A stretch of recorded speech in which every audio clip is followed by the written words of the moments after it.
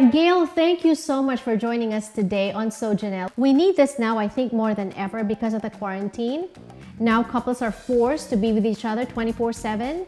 And it will be it could be all rosy, but because we're also dealing with working from home and the stress of taking care of the children and the stress of not knowing what's happening with this COVID-19 business, now it's all compounded. In fact, Gail, I don't know, give us your thoughts on a lot of people are hinging bets that there will be a lot of divorces coming out of this period. Your thoughts on that? So this is also a crisis. And of course, like any crisis, we are tested. And sometimes what we find is that when there's increased stress, the couple is not really able to become more empathetic or sympathetic towards each other. So that's why I think, as you said, it may be that there may be more divorces, but I think it's because it starts out with more conflicts on a daily basis because of the stress. Right. Okay, so let's get to it. Top 5 things to do to manage the quarantine. Number 1, Gail. So one of the things that's going on right now that's really very anxiety provoking and increases the stress is that everyone is at home. So of course, everyone's kind of getting in each other's way. The first thing you got to do is set up a schedule that kind of mimics as much as possible the schedule that you had pre-pandemic. So meaning if everybody's going out of the home from 8 to 5, that's when you would do the work, and then you have like a natural end day to a work day or a school day. But it also provides you with a physical boundary also within the house. So meaning if kids are in the rooms, then there's that physical boundary, or the parents one might be in the bedroom and then the other might be in the living room, just so that for that day, there's that physical boundary as well. So again, everything mimics the old schedule before the pandemic. Number 2 that you write here is review responsibilities and how these may have changed. Let's just go with the stereotypical role. Mother taking care of, is the one cleaning up the house. If we don't review how this responsibility has changed, the mother can end up being much more stressed because she will end up cleaning much more because the kids are in the house.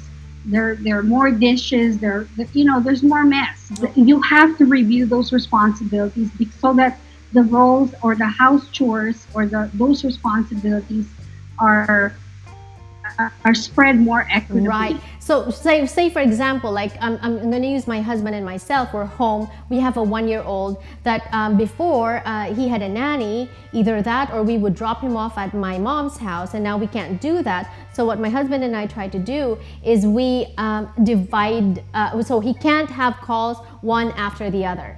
So he'll have a call maybe from 9:30 to 10:30, and then take a break so that I can do my stuff. Your number 3 advice is to have more meetings between the couple. It seems a little bit more kind of like, should I say, business-like. So now when you have a crisis, you need to really reconnect. And if you're talking about something romantic, so let's just say you want to be romantic, or one of the spouses were saying, hey, let's have a date night. How can you have a date night when you're so tired from the day of taking care of the kids, taking care of the house, having to work? There's just too much stress. So first of all, you have to manage the basic needs, which of course would be the food, clothing, and shelter. And then after that has been taken care of, which hopefully you could do with having meetings and discussing the new situation with the household, then maybe there will be less stress and you'll be more open and willing and being able to relax and be romantic. Right. And then number 4, balance your activities. And I like this. Part of coming out of a crisis is going back to normalcy. And so watching your your reality show. Make sure you have something that relaxes you, which brings us back to number 1. When you set up a schedule, make sure that you're setting up a schedule to do physical activity at least 2 to 3 times a week. Absolutely. Right. And finally, decrease stress. Studies have shown so over and over again that when there is increased stress, we have decreased ability to have empathy. And empathy, of course, is the ability to understand what the other person is going through. if we're not trying to understand the other person, which in this case would be our spouse, we're not going to be very,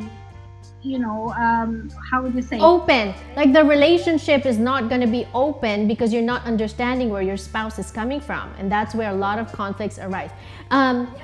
Rounding this up, very helpful. Gail, I don't see drinking wine in your suggestions. Winding down, right? Yes. But of course, we are all responsible adults. We can do that when we want to. But for now, I think the one thing that I'm getting, and correct me if I'm wrong, is communication. So you need that anyway to keep a relationship going. But now more than ever, when there's a lot of stress source in the marriage, you need to have open communication lines and really talk to each other. And maintaining that connection. Right. Thank you, Gail, and we'll talk again soon. Thank you, Janelle.